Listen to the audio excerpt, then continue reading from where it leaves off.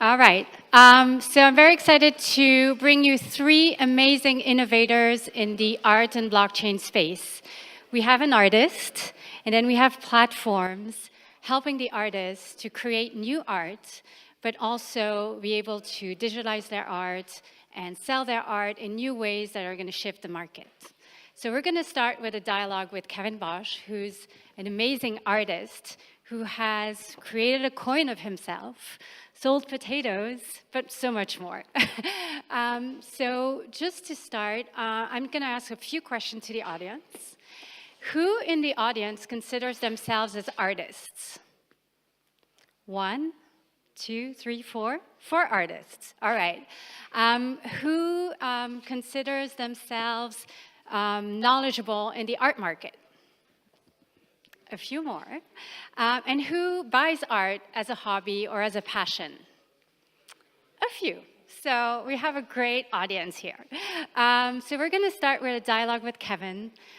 Kevin and I caught up yesterday or 2 days ago, and we had a great conversation about, what is art? What is the role of the artist? And I want to start by asking you, Kevin, who are you?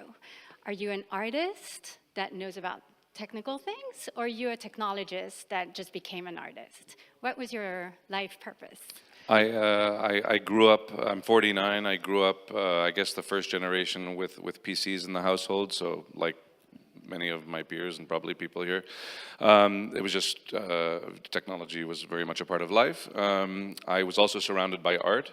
My path led me through microbiology and cognitive science, but I always kept sort of one foot in the world of art and one in technology. And then somewhere around 1989, I decided that many of the questions that I wanted answers to, I felt there was a point where science and technology started to break down, and that I could get closer to those answers through my art. And so for most of my adult life, well, my entire adult life, I've supported myself, through my work as an artist, and it's part of who I am. And what do you want to put out in the world as an artist? What do you value? What are your values as an artist? What is your message? What makes you passionate about what you do? Yeah, well, whether or not I'm passionate is a whole other conversation, but it's more of like an internal obligation, I like to think of it. I like to, I don't even, I'm called a photographer, I'm called a crypto artist, I'm called this, I'm that. At the root, I think of myself more as an ontologist / anthropologist. I pose ontological questions and try to come close to truths, sort of asymptotically, never actually maybe reaching a truth, but at least getting the sense that I'm moving closer to issues around existence, value, and human currency. And so what is the role of technology in you seeking the truth, you're expressing yourself as an artist? How has that transformed what you do or not? Sure. Well, I mean, as a photographer, we employ technology. It may not somehow be as obvious, but it's a technological medium. Again, through my photography, when I photograph faces or objects, or through installation work with other objects, or using alphanumerics, as I do, I'll show some work. I use all of these things as proxies to distill emotional value. So I'm probably the least practical blockchain guy in this whole conference. I don't look for practical deployments of the technology. In fact, I'm probably the most impractical. But I also like to think that through that impracticality, questions arise that hopefully would engage those who are deeply technical here. Yeah. And how is the blockchain technology different from other technologies that you've worked with? How is it conceptually different, or is it technically more challenging or not? So my first, probably again, like a lot of people here, my first kind of engagement with blockchain technology was around 2012, 2013. Just, amazed at the way I could generate these alphanumerics all day long at such a rate without ever having any collisions. And but again, I saw these sort of magical stores of value. I didn't know what I was going to do with it or how I was going to do anything with it.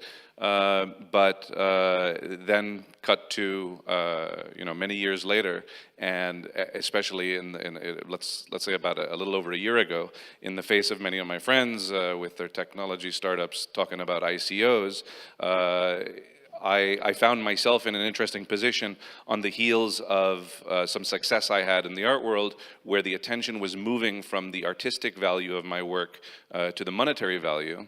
I started to feel commodified as a person, the art being an extension of the artist. And so in order to sort of try to grab control of that commodification, it's not an ICO, but I did tokenize myself through this process where I had my blood drawn. My wife's a doctor, so that's easy enough to do. And I took the contract address that's generated when you create 10 million pieces of virtual art, divisible to 18 decimal places, made this physical work that sort of had this inextricable relationship with the virtual work in that sort of unidirectional way. I felt the physical work couldn't have a meaningful existence were it not for the creation of the virtual work. That's another thing. And yeah, on the heels of that, all hell broke loose in January of last year. CNN did a story, and the next thing you know, I found myself being recommodified again. Not in a way that I didn't think was possible, but in a much kind of greater sense. It wasn't one of these, obscene ICO type of stories, but yeah, I was getting contacted by art collectors in Qatar and Hong Kong and every Silicon Valley. And the strange thing is that, as everybody here could figure out, the smallest fraction of one of these pieces of virtual art has the same artistic intrinsic value as all 10 million tokens, and yet people wanted to buy 10,000 of these pieces of virtual art and 100,000 pieces. So again, it was very clear that there was this weird speculative, crypto-y, ugly, vulgar sort of commodification thing happening again.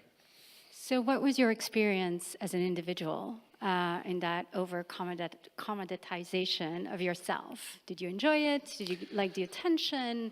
Did it change the way you perceived your role? Look, being an artist who can, support my family from the sale of my art is a beautiful thing. And sometimes I exaggerate this feeling, this horrible feeling of being commodified, and I had to, take over. But it's just not ideal. It's not ideal. You don't like, as an artist, when it becomes more about the monetary value than the artistic value. And we were talking about this the other day. I've noticed that, pretty much any time you see an article in mainstream media about art, in the first couple sentences, there's some reference to, how much it costs, how much it's selling for, and I spend so much of my time trying to separate those two that it's just kind of sad. Usually it's not like, hey everybody, look at this awesome art, and there's no reference to it's always about like how much it sold for, how much it might sell for. So this extraordinary success led you to do other works of art with other artists and expand the concepts of Sure. Working with the blockchain. Could Sure. you expand a little bit more? Yeah, I'll just brush over this real quickly. I don't know if anybody saw this. This was a project called Forever Rose. For last Valentine's Day, I was contacted by an old friend of mine in China, Andy Tian, and they asked if I would do something for around Valentine's Day. He runs a platform that uses non-fungible tokens as rewards for, streaming well on a streaming platform. And I was like, yeah, I don't think I really want to do anything around that. But ultimately, we decided we'll do something for charity, and we put this project called Forever Rose up for auction. Now, this photo, a lot of people thought that I actually sold a photo. It ended up selling for $1 million worth of crypto to 10 different entities, but actually there was no photo that sold. This photo was it's my photograph, but it's a proxy that inspired the token, which has no physical or visual manifestation, which is very challenging. This disconnect between the worlds of crypto and the world of art is so funny, because you'll get a crypto billionaire who made all his money investing in Bitcoin, and he doesn't understand how something that he can't hold in his hand could have value, or that he can't hang on his wall. And then the people in the art world are like, wait a second, so you can't even see it or hold it? Wow, that's cool. But they don't understand those who put their money in Bitcoin. So, and yet mechanically, we're kind of speaking of the same thing. And then other pieces, the hashtag, well, I never cared about cryptocurrency myself until I started getting paid in cryptocurrency, and then I became aware of the tribe out there on social media and the declaration of hashtag Lambo, and I sort of was intrigued by this what I thought at the time was a very vulgar declaration that, well, I'm going to make a boatload of money and I'm going to spend it on a Lambo. But then I realized it was kind of ironic, and it was just sort of this declaration to the tribe about this, the insanity around the crypto zeitgeist. And so in that case, I create the series of proxies, triple distilled value. You have the hashtag Lambo. I created a YLambo unique token, and then I bring it back from the virtual world into the physical realm with a neon sculpture called Yellow Lambo. And it ends up selling for more than an actual Lamborghini Aventador, and twice actually, and so and then guess what? It makes news. Another thing, stealing the contents of this wallet is a crime. Just kind of public engagement, seeing what happened. It was funny. I thought it was all going to get kind of stolen right away, but it took about 5 days. People were playing with it. People were engaging with it in ways I didn't expect. They'd take out 0.666 of oh, by the way, in that wallet wasn't Ether. They were these IAMA coins. So there were pieces of me. So ultimately, when they were stolen, not only was it grand theft, grand art theft, it was kidnapping. I suggested. And then, if things weren't surreal enough, by the middle of the year, I'm showing work at the Hermitage in St. Petersburg. Like the greatest museum on earth. I know the Louvre here is pretty good too. Yeah, and that was a piece called Personal Effects, and that leads you to what you're saying. Then next thing you know, Ai Weiwei, international artist, activist, friend of mine, he calls me up because I see you on the cover of the New York Times. I read the article 3 times. I have no idea what the hell I just read. And so we do a deep dive into blockchain, and we work on a project called Priceless, because one of the things I realized after a year of talking to people about art that doesn't really exist is how and why we value anything at all. And I noticed another complication, people's relationship with that which is priceless, like life, for instance. And so we proceeded to tokenize our shared priceless moments, seemingly banal moments, but logically, if life is, does everybody here agree that life is priceless? Good. Well then, in every single moment, every little building block, every little action is also priceless. And that's all we did. It was an exploration of the relationship with things that are priceless. So it's really interesting to see that you go from, as a buyer of art, buying a physical good, to buying a concept, to buying access to a concept through technology. I think that journey is quite interesting, and we still value that, because we still value ideas, and we still value engaging with those ideas. So we might not value ownership anymore of those ideas. We might just want to engage with them. And I think that takes to the last project that you've done, where it's even more interactive with your audience. Yeah, this is very fresh, and the yellow and black should tell you, danger, danger, warning, warning. It's nature's warning sign. First, commodification of self, I am a coin, then what is priceless, and now I suggest that everything is a bank, everything is a store of value, and in the case that applies here today, a private key is made public. It's essentially, I declare it as an open bank. You can put stuff in, you can take stuff out. I'm not suggesting that we live in a perfect world where those who have a little extra would put something in, and those who need something would take just what they need. It's only 2 or 3 days old, and true to form, I'm surprised at what's happening. I figured, again, that somebody put some stuff in, and somebody just takes it all out. But it's quite complicated what's happening. And then I mean, what I want to see out of this is what I'm trying to study is this complication that arises with humans and trust systems. I mean, I think everybody here understands that this is doomed to fail. There are those who think that all banks are doomed to fail. But I had a guy who runs a hedge fund down in Zug in Switzerland, a crypto trader, and next thing I know, he's taken this new product, or not a new product, but I guess they made some news yesterday, a Melonport, and created a fund, and he somehow made this public wallet the manager of the fund, and so he's been, I guess, taking some portion of the assets that are in there and putting it in the fund, and the fund pays back this wallet, this bank, a management fee and some potential upside. Essentially creating an investment bank out of my bank, which, you know, and I have done nothing. I've done nothing. I won't interact with this. I won't put anything in or out. But I'm watching, and it's you know, it remains to be seen what's going to happen with this. So basically, you created a wallet that's available to everyone. You share the public and private keys with anyone. Everyone can interact with it. Not exactly clever technologically. I mean, it's not like I don't profess to be. You know, this is not high tech. Do you have any?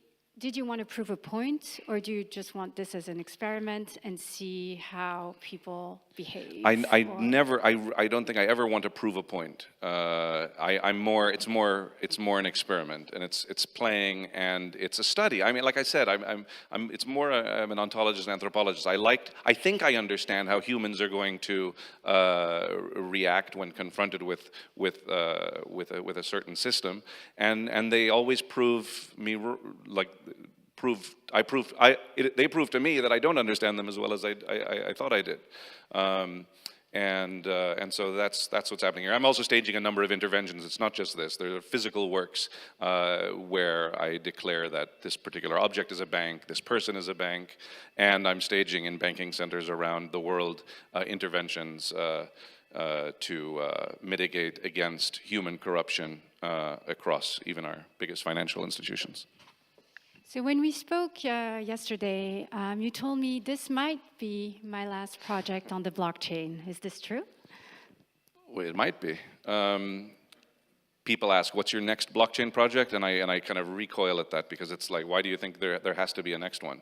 I'm using blockchain as a method. I do like blockchain technology, and I will always keep an eye on what's developing. And depending on how it develops, I may be re-engaged with it. But you know, it's sort of like when somebody uses a different color paint. It happens to be that these lovely alphanumerics serve well. I mean, that private key for me is a proxy for the human's relationship with trust systems. It's more than just this practical or impractical device. So I don't know. We'll see. Only time will tell. I mean, I'm involved in a lot of different things around AI, and I'm interested in where AI and blockchain intersect as well. So we'll see. Very exciting. Thank you so much for sharing your journey. I'm going to invite two other panelists. We're going to have a discussion around blockchain and art, the art market, how we can help other artists. So Fanny and please join us. Are you all good with your audio? No, let's sit. Have a seat. It's a little wet. There's water dripping from it. Here, take this one. Take this. Yeah, I sit in here. Yeah, don't worry. All right, so we have two wonderful projects. One is called Dada NYC, and the other is called Snark Art. And I'll let their leaders present their project and what their initial vision was. But before we start, I want to ask, how did you get into blockchain as leaders in the art space? And what sparked your interest in getting into that space? Hi, I'm Judy from Dada. We started Dada about 4 or 5 years ago. It's a social network where people draw with each other digitally. And at the time, we hadn't heard anything about blockchain, so we were trying to monetize this with different strategies, whether, I don't know, like merchandising and crowdsourcing talent and stuff like that. And then at some point, Beatriz, our founder, went to the Ethereum Summit, I think in 2016, and she was blown away by the possibilities because she saw that blockchain not only could create digital assets from this incredible content that we have on our platform that you will see soon, but also beyond that, we could just create a completely alternative reality for artists that, unlike people who can luckily make a living as artists are very, very talented, but have no chance on hell to get into a gallery, to be exhibited in a museum, to find an audience. It could really create a new economic system for millions of talented people, and that's where we decided to give it a chance. All right, so different story. I'm Fanny, I work at snark.art, and I come from more the business and the art market background. So not directly art market, but more like art and tech. So I worked at websites like ArtNet and online marketplaces and then collection management systems that was acquired by Christie's. I left Christie's in January of last year. And a friend of mine, also former Christie's, was organizing panels and conferences on little panels, discussions, meet up in the evening to explain technology to art people. Because in the art market, like in a lot of other industries, everybody's like, oh yeah, blockchain. I know. But then they all come to the panels because they have no idea. So she actually, one of her moderators canceled, and she was looking for one, and she asked me to come moderate a talk, and she said, well, the talk is in 2 weeks. And I was like, block what? So I spent 2 weeks reading about blockchain, and I was like, oh my God, this is awesome! And I don't know if I actually said that, but that was a feeling, and and then I got into a few projects, including snark.art, that I met at one of these panels. And when you started your initiatives, did you have some preconceptions about the problems you wanted to solve in the art markets? Were you here to support artists? Were you here to change more monetary dynamic of the art market, or was it something else? I think it started gradually. You go kind of from the particular, oh, look, this is a digital asset that now the artist can have in their intellectual property protection. The collector can know that this is in a hash.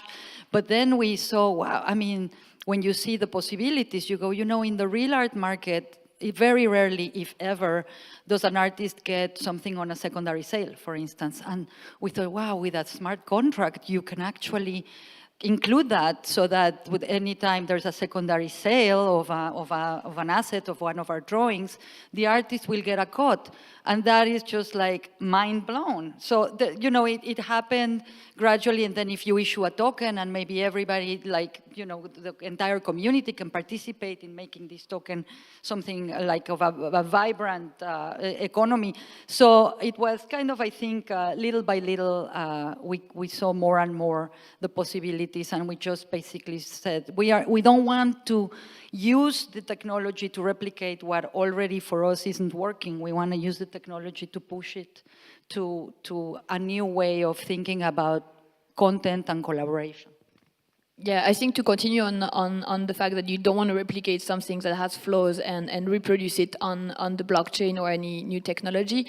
What I had seen a lot of art people trying to do is pretty much that. Like, it's pretty much using the technology to not be late into the game and really, catch the train and keep their little piece of the cake on the blockchain. And for me, all the projects, there's a lot of technicality that can be used for art registries, authenticity, provenance, You know, you guys know all these use cases already, but this, for the traditional art market, like the physical artworks, there are still a limited number of very interesting projects, because you also have the link between the physical piece and the blockchain or any other system to be solved. And there are a lot of IoT projects trying to do that, but it's gonna stay small. I mean, let's face it. Like the art market, as we call it, is like still a very small industry, and most of the collectors are, you know, like over 60 years old, and it is going to remain niche. So what I got excited about were the projects which were mostly like on the digital side, because what the traditional art market players are trying to do is, you know, like kind of reproduce the art market on the blockchain, and find ways for the current art market to accept this new like digital art or this new technology. I don't think it's gonna happen. I mean, 2 years ago, I was still trying to sell a collection management system to, you know, appraisers, and literally someone told me, well, I keep all my client files under my bed and would never even put it in an Excel spreadsheet because I will die with these records. And for her, that was like honestly the safest way she would do that. So collection management system, I mean, blockchain, come on. So what was interesting is it's kind of building up this new market. And what I hadn't seen in a while was in technology was this concept of community. I mean, this is really the first time there is in like blockchain this concept of people who share this like and live and breathe these same values. I mean, we're here for 3 days, and you know, even after a day of conference, we still go to DAO Stack meetup and listen to DXDAO until like 10 p.m. So it's this passion, and you know, there were crypto collectibles and like early signs of collecting will, and there are awesome projects on that. There's OpenSea, Alex is here, you know, Super Rare, like all these platforms are really trying to build up tools to build a market and a digital art market. Let's not even just talk about blockchain. And this is great because it's not just the technology who's gonna build that. We have to get more, you know, artists and many more players. So at Snark, they had an interesting take that they would bring established artists into this market, because to build a market, you really need, you know, like, it's going to be very jargonous, but top down, with like bringing, you know, established artists and people who come with their followings, and Adam Lindenman was a, you know, investor and heavy collectors, and then all the emerging artists from like the bottom up to build that. So. You know, we're a little bit at the other end of the spectrum from that. I think it's important, you know, to bring established artists, because that's what will get people like attention. You know, it's like what you say about journalists only covering the sexy thing for them is the money behind the art. And I think established artists, the moment people like you or Yves Sussman, whom you're working, start making waves, then more people read it in the mainstream media and they start asking. But we are really about opening this market to people who no one knows. But, you know, for millions of artists from all over the world who can find millions of collectors that have never had the opportunity perhaps to walk into a gallery or be intimidated to ask the price for something. It's really, like Fanny says, it's really a completely new market. And digital art, you know, that is tokenized is a whole new market. There's a market for digital art. The other day I went to Chelsea gallery hopping, and out of all the galleries, there was one gallery showing a digital artist. Everything still seems to be, you know, the more traditional way. So there's a lot to still further experiment with. I mean, based on what I've just been listening to, I think the jury's still out as to how blockchain is going to empower the art market. And I was happy to hear you say, I mean, what I say too, one of the things that people purport potentially why blockchain could be good for the art market has to do with transparency. But no way. There's a reason the art market has been so opaque for, you know, as long as there has been an art market. So I don't think that's much of a benefit. You know, also a lot of the platforms that are out there to support the art market, I think they need to differentiate between collectibles like CryptoKitties and any form of you know, not all digital assets are created equal, and so yeah, there needs to be a place for the fine art market and a place for the rest of the stuff, and then I think also, you know, is this idea about where does the value in art come from, and is it a function of rarity and scarcity? That's a long conversation. I guess it probably does, but I think you also find that there are a lot of companies in this space that are leading with, you know, we're going to engineer that rarity and scarcity. Not, you know, when I think they should be leading, you know, like Fanny says about community. You know, this is about community. This is about artists reaching an audience that they didn't have before. And oh yeah, then we have this utility to help you engineer scarcity and rarity. You know, and it's different. Engineering scarcity and rarity with digital artwork is different than, say, if I'm producing some little bronze sculptures. Because when I'm producing a limited edition of 10, I don't do bronze sculptures, but if I did, you know, I should. But if I do an edition of 10 sculptures, each one might cost me $5,000. I'm limited by how many I can create because of the amount of resources it takes me to make them. So there's actually a real world limitation at play. Whereas in the digital realm, there's really no limitation. You can decide to create 10, or you can decide to create 1 million. So as an artist who really, again, tries to separate my work from the monetization of it, I think it's somehow a little bit vulgar, an overt approach to engineering this scarcity to drive up the price. Yeah, so we see two themes here. The traditional art market, there are some projects out there that are trying to bring more transparency, more accountability towards the dealers and the auction houses, to create price formation and this idea that more transparency will increase the market overall. And the second stance, and I think my panel is not convinced about this proposition and is more looking into the digital art world, which is a whole new asset class and a whole new way of interacting with the artists, with the collectors, and with the community. And so digging into the digital art, we have 2 digital art platforms. I would love for Fanny and Judy to go a little bit deeper on how what their business model is, how they want to support artists, and what their vision is. Maybe a few words before the slides. Is that okay? Where the slide?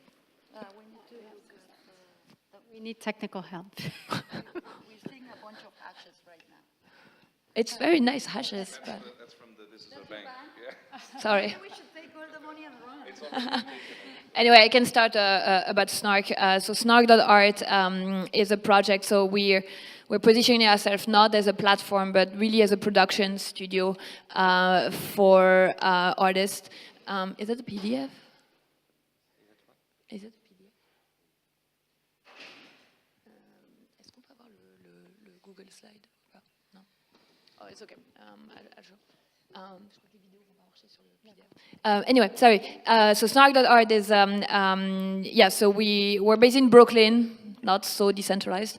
And we're, the goal is really to bring established artists and artistic projects to, you know, younger collectors, and pretty much open the art market to this new, like, you know, I hate the term digital natives, but it's a little broader than millennials, and really new ways of collecting, because I've talked with many people, a lot of even, you know, like developers and developers are the creative like person, and they were telling me like, I don't really understand why I need to collect art. And really there is, like, the art market is like an entirely, like, you know, niche, like jargon-esque, like market where it's probably 2 separate worlds, and so we're gonna do like a lot of experiments, as we call them, with established artists who are also bringing more people, and as Kevin said, a little bit more attention from the art market to the blockchain, but are also thinking of interactive digital projects. In the case of the first one, using blockchain concepts and using new ways of owning art with like more community owned artworks, not fractional ownership. There is a real emotional attachment. You actually own something. It's not just an investment, because I'm sure you can find much better investments out there, and really offer new things. And we'll see, some might fail, some might absolutely not be interesting, and some might interest you more, some might interest the art market more, some might interest me more. And so the reason why we do that is really to bring more creative ways to talk about blockchain. I think I like when you said like I'm the most impractical person, but we really do need like impractical people to talk about this very complicated concept. And for the longest time, you and Primavera De Filippi were really the only two people out there doing really conceptual projects and to explain DAOs, to, you know, like you could explain more blockchain via the press who was interested in you, etc. So the first project we're doing, or we launched last November, is with this video artist, Eve Sussman. And to be very honest with you, she's very established, but I did not know her before working on that project, so shame on me. Judy, do you know her? She's quite an established artist, like in the video art world, and her videos are at MoMA, the Whitney. She premiered at the Whitney Biennial, etc. And she made one artwork in 2004. Yeah, which was based on Las Meninas by Velázquez, which is a painting from 1656. It's at the Prado Museum in Spain, and it's really one, major masterworks of art. She really wanted to be a fly on the wall and reproduce like a 10-minute of what happened before and after. So she rented a warehouse in Brooklyn, where you could still find empty warehouses that are not condos. Actually, like that's pretty much, they replicated the whole set, the whole painting set as they were going to do a movie. So there was a movie set, they hired actors, etc., etc. That's a still from behind the painting. So they worked on it, they hired, and they did a lot of research to do that. I'm passing a little fast, but that's the result, so there's, actually, I don't know if you can see, but there's a guy from Game of Thrones, Peter. So they replicated. Peter Nicolette. They replicated the painting, and then what happened? So they did this video, like 10-minute video, and this is the one that she took. She only has one version left, and we split it for her into 2,000 little NFTs. And you can own a little square of that video, and it's a 10-minute video with a full soundtrack of that little square. So it looks like looks like that. It's almost a little abstract piece that you have in your own wallet. And that's interesting, but not so much, right? So the real interest is that you can actually, there's a lending mechanism that you can lend your C721 token for screenings. So we will ask you before a screening if you want to participate.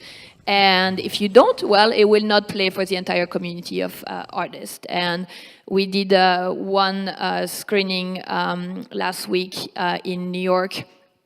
Sorry? We're not up to speed on the technical side here. And so you can participate. It's kind of a ticket into a viewing, and you're kind of part of a community. You can, here we had 1,000 people accept on pretty much half of them, and 200 people actually said I don't want my atom to be shown. So yeah, thank you for lending yours. So you can show partially or show this picture of the piece of art. So the goal is that if I own an atom, if you own an atom, you can actually request a viewing to just, show your friends on a Friday night in your living room, and you might get and it's a different piece every time, because you might get maybe some people are like, I don't know that person, I don't want to lend him my atom, but then MoMA might, request a screening, and you're like, oh, hell yeah, that's gonna increase the value of my, NFT. And so it's different every time. You get rewarded and paid every time you lend your atom. And it's the same, it's gonna be, you can sell your atom on the NFT on the secondary market, and then the artists get royalties forever and ever. So, yep. So, from my understanding, you buy a fractional piece of art, you're able to interact with it in a more dynamic way than traditional art throughout its life, and you can engage also maybe with the artist in different ways, and other venues where they show the art and you can share the profit of the art, which is a very different proposition than just buying a painting and having it in your living room, right? And just having it for yourself. And that might not be interesting to everybody, so then the next one is going to be, we're going to do also fortune cookies, with a poet on digital fortune cookies. So they're very, very different projects, and yeah, hopefully, it's a fun journey. Join, it's, being an early adopter of something is also very nice. Yeah, I want to stop. Is there any question on this particular project? Yeah? I was wondering, is there a way for the viewers of the screening to increase the lending profit or price to see if that would get more squares to show up? So we just did a very simple showing at NFT NYC where it was us requesting to show it. We're working on very much more advanced mechanism. We were kind of waiting for the first feedback from the community on the first screenings to get their ideas on also how to improve the players, and maybe Hardburger taxes as well, to kind of encourage people to show their atom and not have it. So you could even, there was an idea that people could pay or actually acquire another NFT that is not showing if they really wanted to see that part on the screen, or even doing cartels, or there's a screen placement where there's a dog. And on the secondary market, I can tell you everybody's going to want the dog, because everybody asked us for the dog. You can't choose when you get a first, on the primary sale, it's face down, but everybody wants the dog. So. Any other question before we continue? Right. So we've seen one way of interacting with digital pieces of art. Dada has another approach to this, and Judy is going to take us through how they want to spark creativity amongst the artists and have them collaborate with each other and create art, and digital art that is totally different. The real difference here is that digital art, you can record ownership on the blockchain, which is not something that you could do before, and trace that ownership. So that's really the key difference. Yes. Again, I'm Judy Mam, co-founder of Dada. Again, a social network where people speak to each other through drawings. And something that Kevin said kind of resonated with me. What's the value of art? And we think the value of art, apart from all the monetary value, is actually in making it.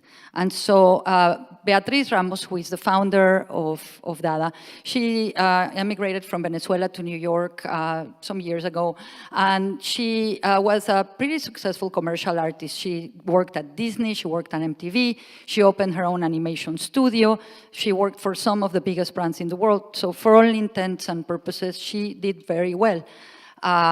When she opened her animation studio, the Teenage Mutant Ninja Turtles were her first project, a $2 million project.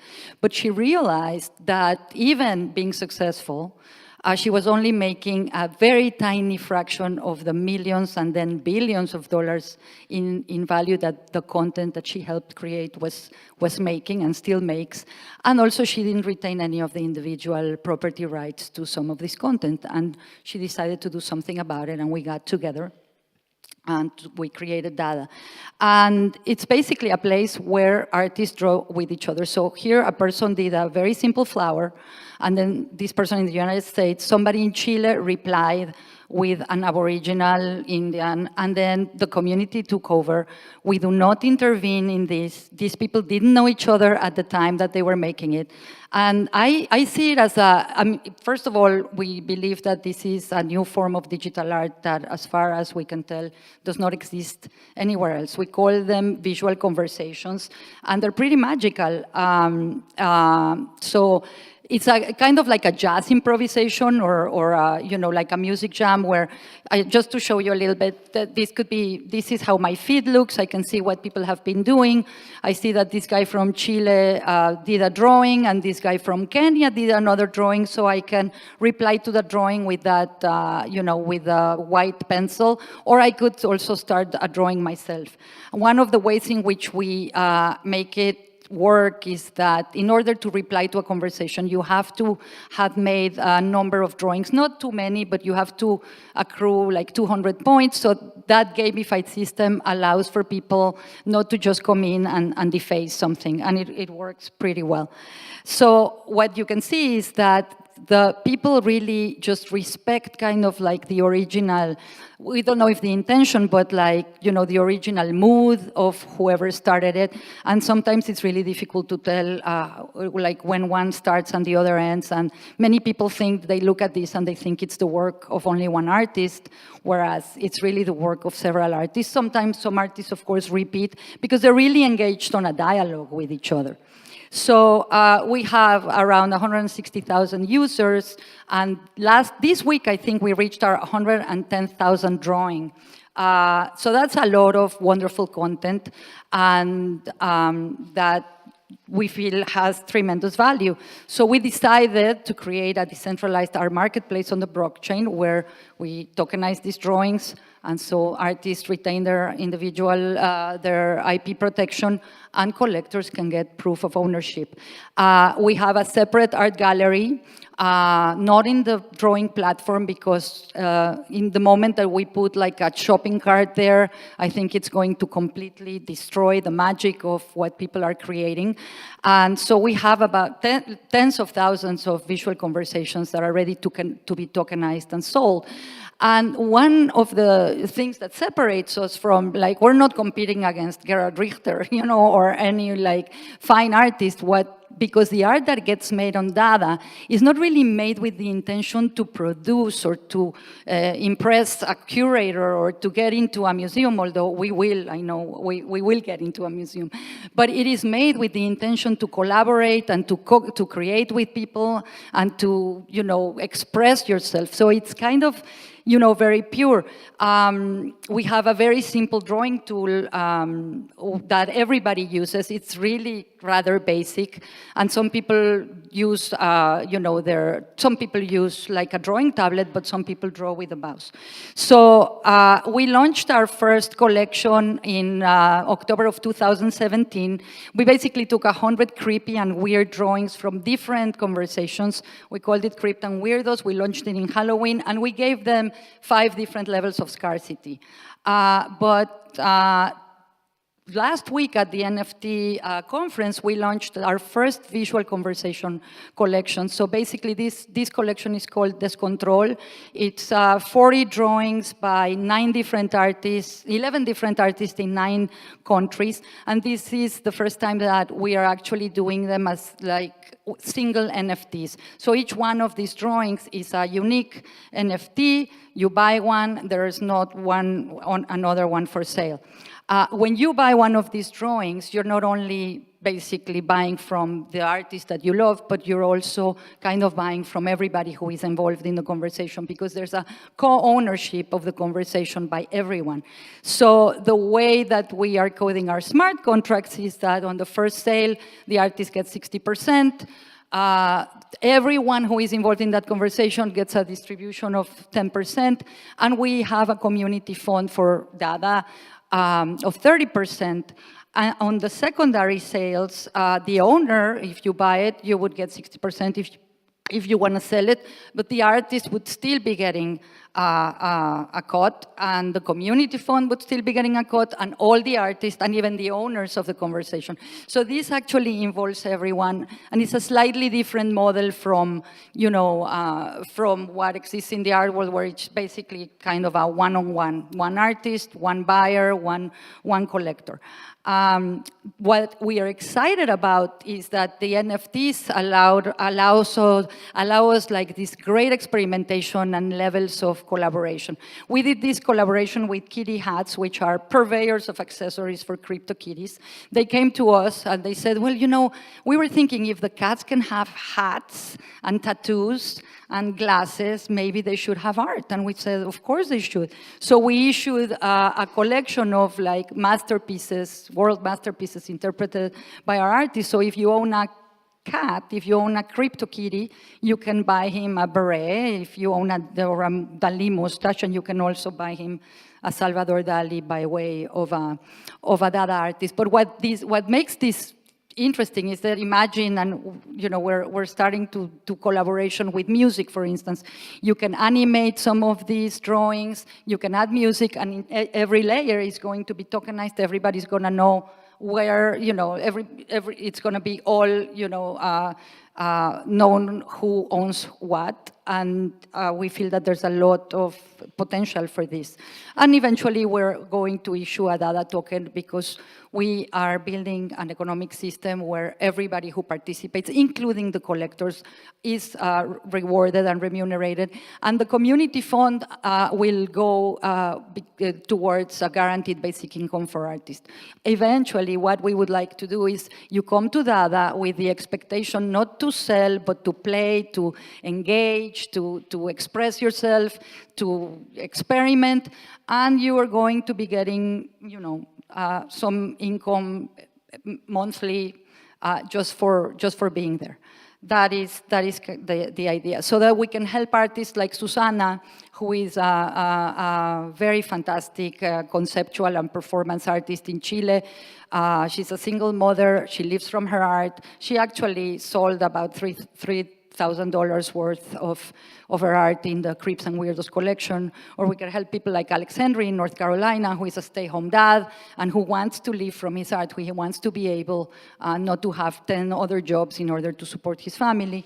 Or people like Maria in Venezuela, who would be considered, I think, like an outsider artist. She has made more than 10,000 drawings on Dada. We call her like the Andy Warhol of Dada.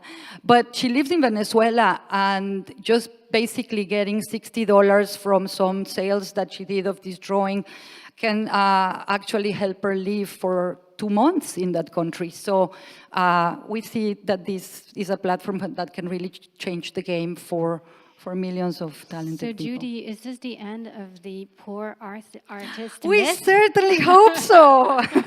The end, yeah. I thought artists had to suffer through their art and experience and scarcity in order to produce amazing art. Right. You're telling us that's not the case. No, I think that there's an alternative form in which actually another thing that happens is, I guess art can be a very solitary experience, and here people learn, like some people say that Dada is like their art school because they really learn from watching others do. We even have tutorials in there. Somebody asks, how do you draw a nose? And people respond. But also the fact that you get the validation from your peers and then the validation from collectors. But the fact that, imagine that you drew something and then you get a reply from Kenya or from China or from, you never know. You could be drawing with a master, graphic novelist that we have in there. You could be drawing with someone who is a well-known artist. So I just wanted to say, it's very exciting to see how you can expand the type of art, the type of participants, the type of incentives to create art. I think those platforms are wonderful. But how do you make money? how do the platforms make money? Well, Can I just, before that question, I just wanted to add two things that as a user of data and a collector, like you haven't mentioned, I think it's very important. It's like, first, it's also a type of therapy. Like, it's like, I don't know how to draw, I'm a terrible drawer, do not look me up on data. But it's very liberating. Like, so drawing on data is super easy and really therapeutic. And when you actually purchase an artwork from an artist, the best part is that you actually get to know these artists. And now I'm like, almost friends with these people. And it's like, you have like, when they come to New York, they're like dinners. And it's like, it's just really nice to be part of that community, which really is, a good side of the technology allowing that. thanks for reminding me of that. Well, that's a nicer part than like talking about the money, but we do have we have created this amazing community, and it's true that people engage with the artist. And it's true that we see when people are feeling depressed, we can tell because of the drawings that they're making. In terms, and they are lifted up by the rest of the community. In terms of the money, well, we're experimenting with opening a market, creating, selling the drawings, but also like there could be licensing opportunities, for instance, where like every NFT can, be sold for licensing. We are talking about collaborating with other platforms. We're maybe talking with the Crypto Kaiju guys to maybe make like this is a platform that makes vinyl toys. So we could, do something like that. We need to, open the market and sell the drawings and make the money. Have some revenue. So you still get a fee from yeah, there would from be things that are a small sold. transaction fee. Everything it is free for artists, but it's a small transaction fee on the part of the collectors. Kevin, would you use that type of platform to share your art and experiment with other artists? Would I? Under the right circumstances, I would. But I'm really interested. I don't remember if you didn't always have that the not the storytelling. What did you call it? The visual conversation. You didn't always have. Did you always have that? I really like seeing that played out across on those panels like that. I could imagine doing something like that. But also, how do you know I'm not already on there with a pseudonym? People use pseudonyms, but we ask people to give their email addresses. I mean, I think that if you're going to sell art, you may, I think people are proud of what they're doing and they want to monetize their own creations. But you could certainly be there with a pseudonym, and it would be really interesting to see what happens. One thing that also happens is that we are the only platform of like our wonderful community of art in the blockchain where the art is actually made on the platform, so we don't have, nothing is uploaded, everything is made in here. So there's no real problem of first registry, unless like somebody was drawing, I mean, there was a drawing and Beatriz was saying, oh my God, this drawing is so sophisticated, the use of like negative space, and I'm like, that was done by a 2-year-old. And it turned out that it was the baby of one of our users, so that could happen, but it doesn't really matter. I mean, it's open, and we do have different levels of artists, from people who are fine artists in their countries to like very gifted people who have never been to art school, and everyone in between. Answer your question? Yeah. We have a very traditional like online marketplace model, which is similar to Dada, like the commission-based. Yeah. So before I open it up to questions, I wanted to ask you, where do you think digital art will be in 5 years? Or art engaging with the blockchain in 5 years? How many sentences? Quickly, I do think that the NFTs could be a really great way to collaborate between people. We'll have to see how that works out, but yeah, being able to buy some drawings on that, animate them, put music to them, making your own memes or GIFs or stuff like that. It could be that there's also like the established artists who do digital art. I think there should be more of that in galleries, and there should be more of that in museums. I know that every like museum you know, like the Whitney and the New Museum, they have like a digital department. And I think that this may actually help people think that it's not only that kind of art that you need a screen, but that it's also, you engage peer-to-peer with a collector or with other artists. So I think that's what will be. So everything I do right now, like even like other projects out of Snark, is like to build up this digital art market. Like technology, great, we managed to make scarcity with the blockchain, but for art, for digital art, but that's not what's going to be the market. So, and building a market, it's about, you know, of course, it's mainstream adoption, and we all want that, right? And but it's bringing up more artists, touching, like, you know, educating artists. I mean, how many artists, you know, you ask how many people consider themselves creatives, there's a ton of them out there. They now, even painters, like, do their sketches on their tablet. And so it's a lot of education on that side, educating them about how to make money, how to tokenize, how to share their amazing art with more people. And then it's a perfect storm. So it's like, you need also, like, there are good signs that Christie's, for example, like, established art actors have shown interest. They organized already one blockchain and art conference. You spoke there. And you, sorry. Not me. And you. Oh my God, I was the only one not invited. And they auctioned like an AI-generated artwork, etc. So it's a lot of PR, obviously, but it's showing the interest. And they're secondary art markets, and not even like the primary. So we need more like people engaged, and we're doing a digital art fair in New York in the spring, and trying to get more people to do that. So quote me, but in 2 years. But it's like, we're working very hard at making everybody part of that and making it happen. Just to say, like, this conference, it's such a relief that when we say NFTs and blockchain and smart contracts, you all know what we're talking about. But when you go to artists, and it's amazing, but they are talking about Instagram like the Holy Grail, and I'm like, that is so 19th century, you know? And they don't know anything about this. Not only that, but even people who are like crypto enthusiasts, many of them don't know anything. They don't know that there's art on the blockchain that is a proven use case.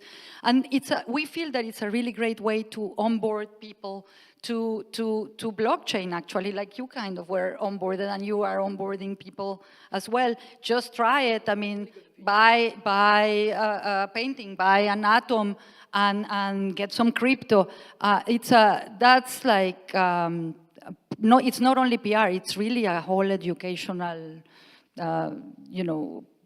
program that we have, so that artists learn that this is a possibility for them. Yeah, it's nice not to spend half the time talking about what is blockchain, and only to have, after 3 hours of conversation, people asking like, so is it actually on the token? Is it on the coin? Expecting a physical token. I think the future of blockchain, as far as I'm interested in, is adding more functionality to the native blockchain.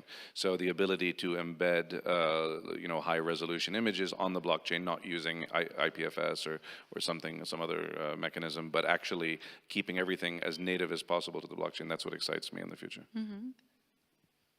I want to open it up for questions. One? You can try to ask the question.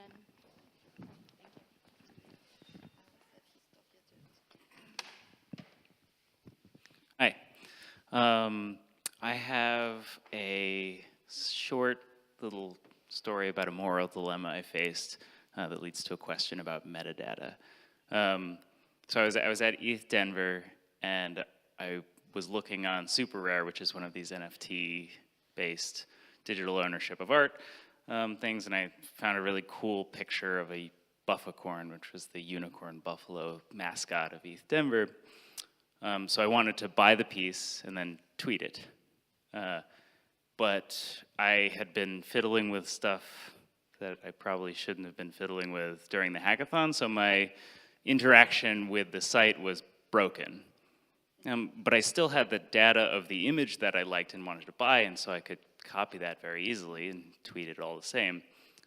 And so that's a moral dilemma. right? If this is art created by an artist and that ownership is on the thing, am I doing something wrong? So you say no. Okay, so this is the question. No. Yeah, because it doesn't change your ownership, right? Anyone can take a photo of a piece of art in a museum or at someone's house and tweet it, and it's the same. Your ownership is on the blockchain, and that's not something that's going to change. Well, so this is the question that I have is what challenges are there, and to me that these are very deep challenges of meaning. Is that when you say I own this thing, what does that actually mean? You mentioned very briefly like intellectual property. So could, like if one of these artists from wherever they're coming in from sees that a company has made a bunch of money off of their art, right? Intellectual property would be a process by which they could claim, I have a right to some of that money.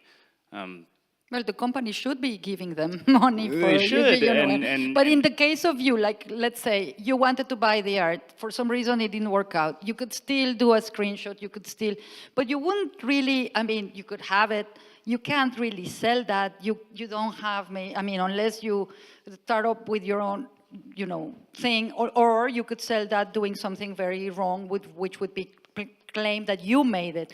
But there's no, I mean, people are gonna still be making screenshots forever, but now they have the possibility to actually owning it and maybe selling it and maybe getting a little profit and also getting the artist to profit, thereby creating the market. Yes, sure. I think you also can't conflate IP and copyright with ownership and authentication. Two different things. Okay, so you said they're entirely divorced. Well, they are totally different things. Okay, okay. I guess that's sort of the last question about metadata is that given that it's technically not feasible or possible to actually embed these images on the blockchain, that the actual information, what they are, the essence of the art is something visual, right? Or it could be, it has to remain divorced from the ownership. Like when I buy an NFT, it's not necessarily linked to that image, and I'm wondering if there are any other challenges that you're looking at, whether it's legal or just artist onboarding, like what? Well, is this not a problem? so before talking legal and artist onboarding, there's like yes, it's right now it's not the image that is stored on chain, and that's what Kevin was saying. Like in the future, we're absolutely looking into like easier ways or like ways to do that differently than IPSF.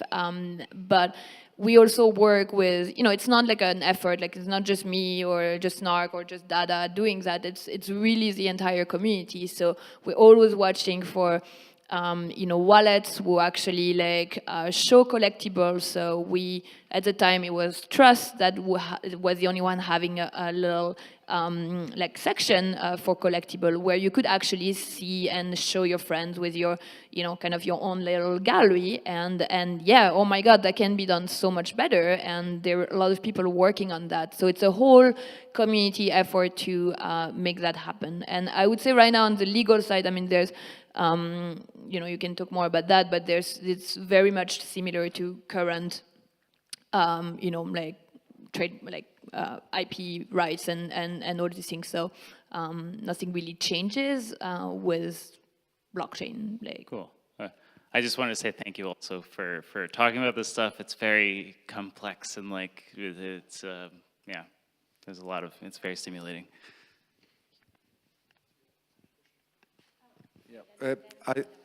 I think I mean, if you look at like traditional paintings, there is the original, and there are millions of copies. Mm-hmm. So nothing has changed. And the big bet we are like working on is whether people accept digital ownership of digital originals, because that's a tokenized digital image is a digital original, and everything else are copies, and you can use them and spread them. I would even say spread them as much as possible. But the more people know it, the higher the value of the token is. So there have always been originals and copies, and it's still the same. Except in some of the in all the work we're talking about, the copies are identical to the original. They're not digital facsimiles of a physical object.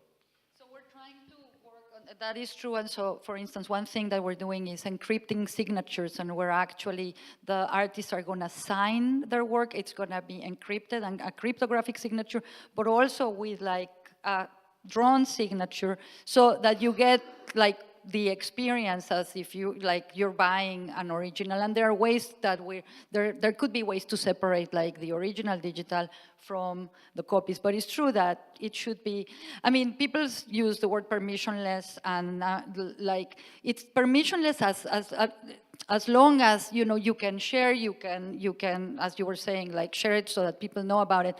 What is not right is when you claim that you did something yet that you did not. And it's the same in the if I went and I said that yellow Lambo, exactly, you know, at least now you can prove it's mine. That is not right. That you're the creator. I mean, claiming that you're the creator of something and profiting from that is wrong. Or profiting without, like, circumventing the people, the creators, is wrong. The rest, and that is the same for plagiarism, or is the same for, you know, that kind of stuff. The rest should be exactly the same. But people need to learn that there is value. I always say we live our lives digitally. People read books on screens. They watch movies. I saw somebody watching Netflix on their phone.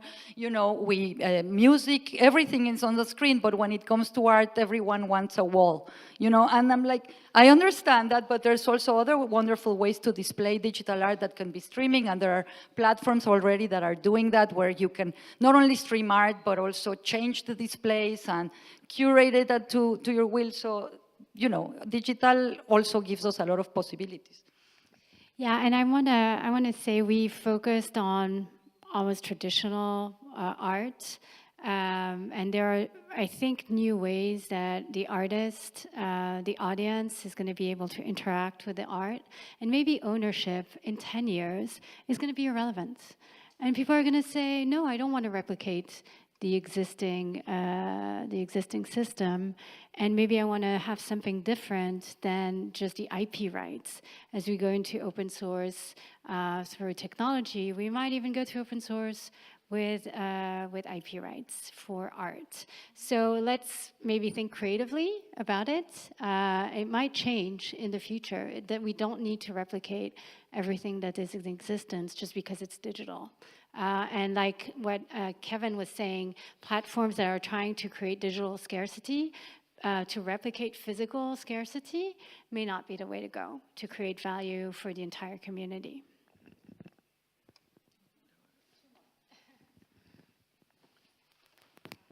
Hi, I'd just like to say thank you to the panel for a very interesting conversation. I think you covered quite a breadth, a spectrum of things. I think it's terribly exciting, and it's, you know, there's a lot of possibilities to expand and kind of grow this field, and it's really actually, I think it's just the beginning.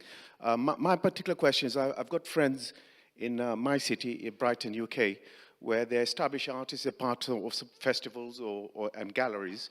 And I want to help them to kind of move on to this, or maybe explore possibilities, how they can actually use you know, some of the new systems that are coming across to grow the audience, create more of a connection, if you like, with the collectors and the people who buy the art already, but even expand the audience.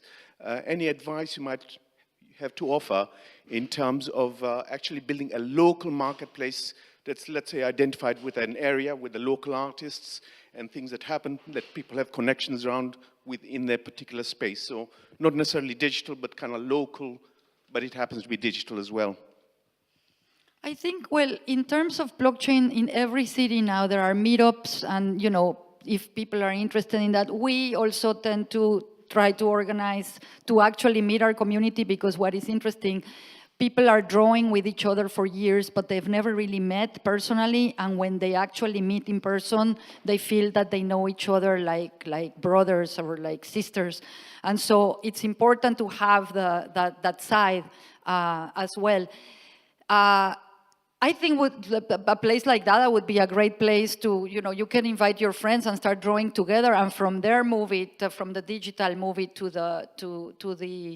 the other realm. But also people can just meet to draw together, and it could be like this. This is kind of an exquisite corpse, which is like a surrealist game where like people draw, and when you unfurl it, you see like what was created. That is, they could do a number of things, or do street art together. People just need to come together somehow. I don't know, that is very helpful. So the education is very important, and there are a lot of great platform, and we know about it, like Super Rare, I mentioned, OpenSea, like there are many things but we know of it because we come to these conferences, right? Like artists and your friends did not go to DEF CON, so they haven't seen, like Pixora and Super Rare. I'm working on a project with a few people, Corey and Beth over there. It's a different project, but like the goal is to really gather the resources, because there's so many things out there. The oldest myth is that an artist is not a business person, and yeah, it's fine. Like he works with two like different sides of his brain, but it's like there's also no good resources out there like for artists. They just like, if they can't afford going to a very expensive art school, well, the only way is to find on YouTube some videos, or like type on Google like, how do I make money from my art, or how do I get tipped or something. So, and there are all these tools. I mean, it's like from Patreon, where you can support an artist, to tokenizing it, to anything. I mean, I'm not just talking about tokenizing an artwork, but anything that an artist want to do. Like, we need more resources and education, and you can ask all these platforms, including Dada. Like there is a hand holding for every artist onboarding, but it has to be more scaled up. We need to take one last question, and then we need to stop, because there's actually a class here right after us, because we're running late. Thank you. Hi, great panel. So I was wondering, I have an economics question. With physical art, there's obviously a way to shift up the demand curve for a piece of art, just when it gets more exposure. And also a way to shift down the demand curve for a piece of art when it gets damaged, when it's when the origin is really dubious. It's lots of different ways. But with digital art and with crypto art, it's like a lot of those ways of downward pressure on the demand curve are gone. So I can think of some, like maybe if the artwork's only relevant around Christmas of one year or something. But I'm just wondering if you've found digital art that kind of gets around this inhibition. Oh, I have a good example. I mean, it's not based on a story I heard, but imagine if it's still the same reputation risk for artists. So the same way as if an artist is there's a sex scandal and he was found guilty of something, then it's still a work of art attached to a person. So the person still has to manage their reputation for their art to go up. You're right, the risk attached to the artwork itself is very limited, but attached to the person, it is still very relevant. I was thinking when Fanny was showing us Yves Sussman's work, what if some of the holders of these atoms die and nobody got the transfer of the key? So there's an example of supply vanishes. But it doesn't damage the artwork. No, right. Die slowly. Yeah. No, I'm just saying, like you were saying, that there are ways to push it down that happen maybe naturally over time.